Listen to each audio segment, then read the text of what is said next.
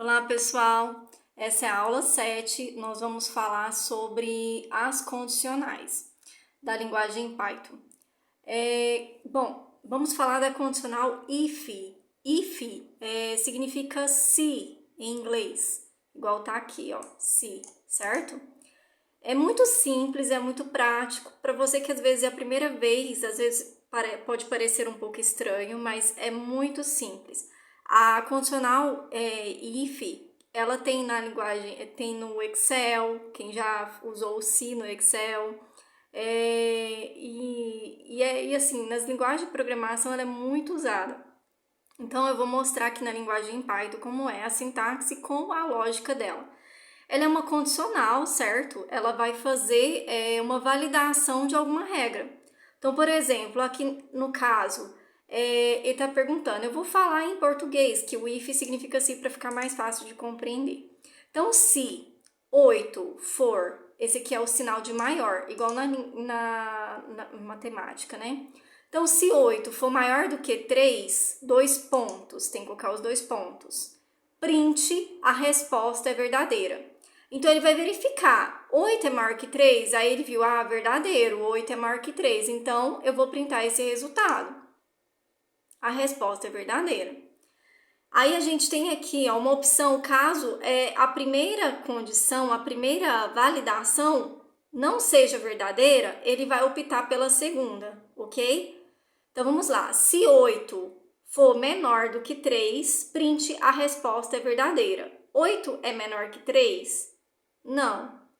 Então, ele vai pular para o segundo bloco. Ele vai ficar, o else é o se não, certo? Se isso aqui não for verdadeiro, se o primeiro bloco aqui do se, essa primeira validação, não for verdadeira, então ele vai pular para o else. Aí, se não, se isso aqui for falso, né? Ele vai verificar essa. Então, vamos lá. 8 é menor do que 3? Falso. Então, ele não vai executar essa operação, que é executar isso daqui, que é print, a resposta é verdadeira.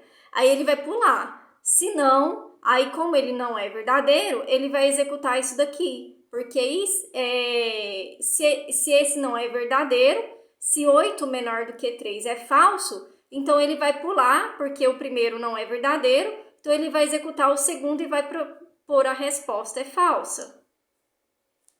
Certo?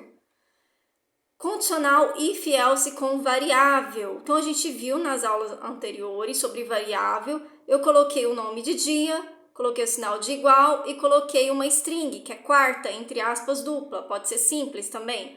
Então, eu estou atribuindo a variável dia a string quarta. E eu vou fazer uma validação com a condição if e else. Então, se o dia for igual, a gente sabe que o operador de comparação de igualdade é dois sinais de igual, certo? Então, ele está fazendo uma comparação de igualdade. No caso aqui, um sinal só de igual é a atribuição. Aqui, dois sinal de igual é uma comparação de igualdade. Então, ele está verificando. Se o dia, que é essa variável, for igual a terça, ou seja, se o valor dela for igual a terça, a gente sabe que não é, que é quarta, print hoje fará sol. Então, ele vai dar falso. Por quê? Porque não é terça, é quarta. Então, ele vai pular para o else. Então, print hoje vai chover. E é isso que acontece. A gente pode usar o operador elif para validar mais de uma condição. Então, por exemplo, eu quero verificar mais de uma opção se é verdadeira, certo? De vez já pular para a falsa. Então, a gente usa o elif. E é uma forma também de economizar no código, porque se eu colocar if, else. Então, eu quero verificar mais de uma opção verdadeira, eu uso o elif, depois que eu venho para o else. Então, vamos lá. Se o dia for igual a sexta, print hoje fará sol. Se não, se o dia for igual a sábado, print hoje vai chover. Se não, print sem previsão do tempo para o dia selecionado. Então, a gente sabe que a variável dia é o quê? A variável dia é quarta. Então, ele vai dar falso na sexta, ele vai dar falso no sábado e ele vai printar o quê? Sem previsão do tempo do dia selecionado. Agora a gente vai ver sobre os operadores relacionais. Os operadores relacionais, eles estabelecem uma comparação entre os dois elementos do operador. Então, olha só, eu tenho aqui o 7 e ele está verificando se ele é maior do que 4. Ele vai dar uma resposta booleana, ou seja, o true ou false, se é verdadeiro ou falso. A gente sabe que 7 é maior do que 4, então vai ser verdadeiro, true. É uma resposta em inglês, certo? 4 é maior do que 8? False. 5 é menor do que 9?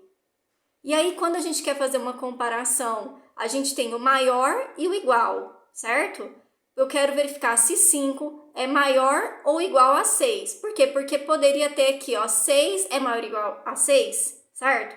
Se fosse maior ou igual, aí ia dar verdadeiro, porque ele é igual, né? Mas aí, no caso aqui, vai ser falso, porque 5 é menor do que 6.